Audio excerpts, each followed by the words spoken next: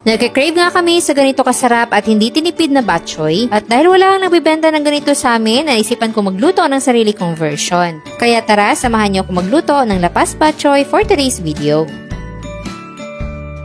Gagamit tayo dito ng pork liver at parna ng baboy. Magpapakulo din muna tayo ng itlog at dudurugin natin yung ating chicharon para sa toppings natin mamaya.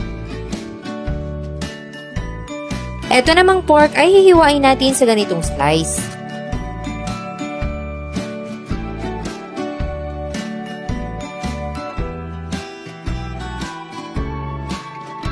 Ganun lang din yung gagawin nating slice sa ating pork liver.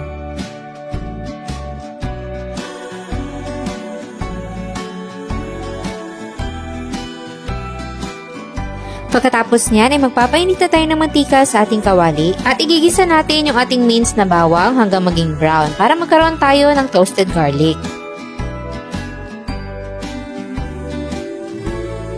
At dahil brown na yung bawang natin, pwede na natin niyang hanguin. At dito sa mantika na pinaglutuan natin ng bawang, ay igigisa na natin yung pork liver. Hayaan lang muna natin ng mga 3 minuto dito sa ating kawali bago natin haluin para hindi magkadurog-durog yung atay. Ginigisa ko pala to para hindi masyadong malansa kapag hinalo na natin sa sabaw. Antayin lang natin na maluto talaga yung atay bago natin hanguin. Then, kasunod niyan ay magigisa na tayo ng sibuyas. So, dito pa lang ay punong-puno na ng flavor galing sa bawang at sa atay na ginisa natin. Kaya siguradong malasang-malasa yung sabaw natin mamaya. Kapag aromatic na ang sibuyas, ilagay naman natin yung ating bawang. Then, isunod na natin yung pork.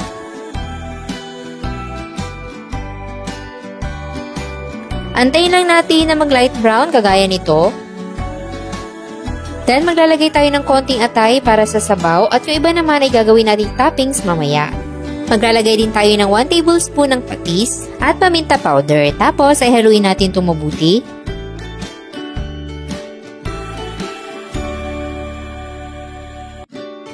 Then, maglalagay na tayo dito ng marami-raming tubig para sa ating sabaw. I-scrape din natin yung mga nanikit na pampalasa dyan sa ating kawali at maglalagay tayo ng isang pork cube.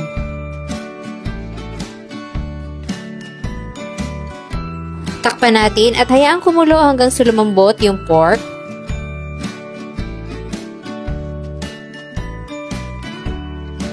Tapos ay maglalagay tayo ng green onions.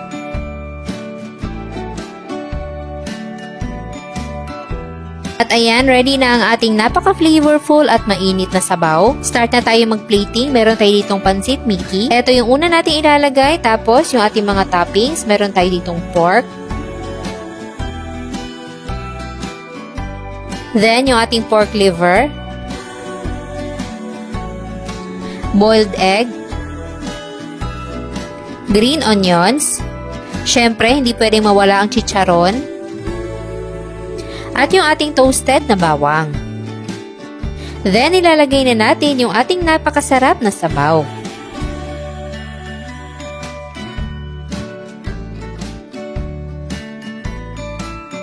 At ayan, ready na ang ating napakasarap at hindi tinipid na lapas bok choy.